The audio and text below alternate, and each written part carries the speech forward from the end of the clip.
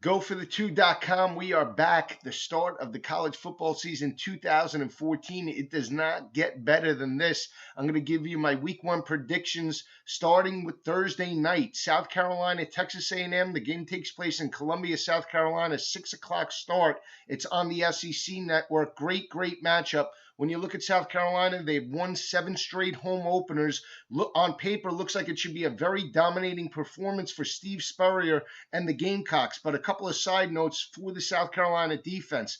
Very inexperienced on the defensive side of the ball. They have 2 sophomores and a freshman starting in the secondary. Both defensive ends are sophomores. Production from a sack standpoint dropped from in 2012 from 43 to 25 sacks. Didn't really get to the passer in 2013 with Jadeveon Clowney in that lineup. You can go to the week one matchup against North Carolina. Bryn Renner and that up-tempo type of offense really created some problems in the second and third quarters for South Carolina, and North Carolina was able to move the ball. I think that favors Texas A&M in this matchup. Without Johnny Manziel, without Ben Molina, and without Mike Evans, their big three, I think Kevin Sumlin uses an up-tempo attack. They're able to move the ball against a very inexperienced South Carolina defense. In the end, I think South Carolina picks up a 3-point victory. Let's fast forward to Friday night. BYU and UConn. I really like BYU against the UConn Huskies in this matchup.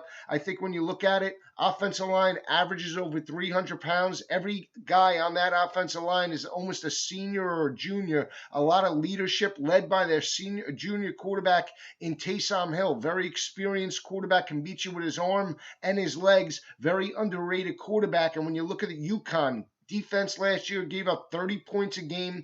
Their big play linebacker, Ymir Smallwood, has moved on to the NFL, and UConn does not have the type of playmakers to keep up with the Cougar offense. I like BYU big in this ball game. I think it's a dominating victory, calling for a 45-13 victory by BYU opening night on Friday night. Let's go to Saturday. Some really great games taking place.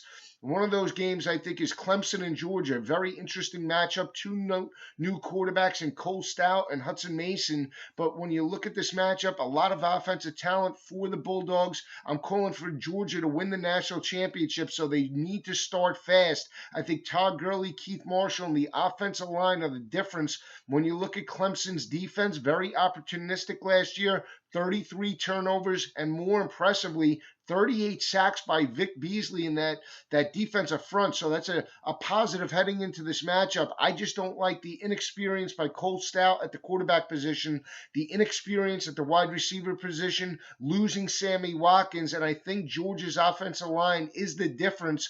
I'm calling for a 10-point victory by Georgia. I think it's not as high scoring as people think. I'm calling for a 31-21 victory by Georgia in this matchup.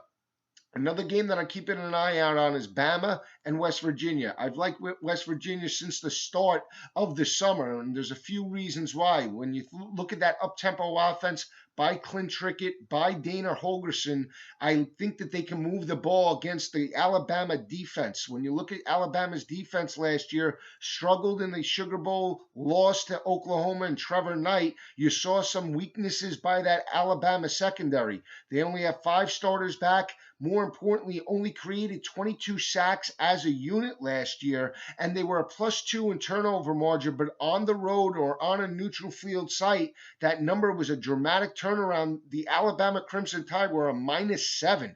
I think that doesn't fare well for this team in terms of, will they lose this ball game? Probably not, but I think this is a closer ball game than people think. They're going in with a new quarterback. Blake Sims does get the nod, it looks like, over Jacob Coker now. They have a new offensive coordinator in Lane Kiffin. First time that Alabama and Nick Saban starting with a brand new offensive coordinator and a brand new quarterback at the same time. I think this team will miss A.J. McCarron's leadership and big play ability, and I think this team struggles offensively early in the season. When you look at this matchup, Trey DePriest, the starting linebacker for Alabama, he's suspended. He's out. That's another negative for the Alabama Crimson Tide heading up into this matchup. I think West Virginia is within striking distance in the fourth quarter. I think Clint Trickett, Russell Shell, the Pitt transfer, Demarius Smith are in this ball game. I think West Virginia pulls all the stops. I think in the end, though, Alabama pulls out a 10-point victory over West Virginia. But don't be shocked if in the fourth quarter, West Virginia's hanging around. I'll give you an upset special. I think it takes place on Sunday night. Chucky Keaton and Utah State take to Knoxville to take on the Volunteers and Butch Jones. On paper, it looks like Tennessee should really run away with this game. They're playing in Knoxville, SEC opponent. A lot of people expecting a lot out of Tennessee. One, though, note about the Tennessee defense. They surrendered close to 200 yards rushing as a team last year. When you look at this Utah State team, very battle-tested. Played on the road in Utah, lost a 30-26 ball game. Played on the road to USC, dropped that game 17 to 14. Then starting quarterback Chucky Keaton got hurt. The team still finished 7-1 in the Mountain West and 9-5 overall, and they defeated a solid Northern Illinois team in the bowl game in Jordan Lynch. I think this team is battle tested. I like Chucky Keaton in terms of mobility and what he can bring to the table. I think the Aggies strike the upset in Knoxville. I'm calling for the 31-24 upset by Utah State. Stay with me all season long at GoForThe2.com.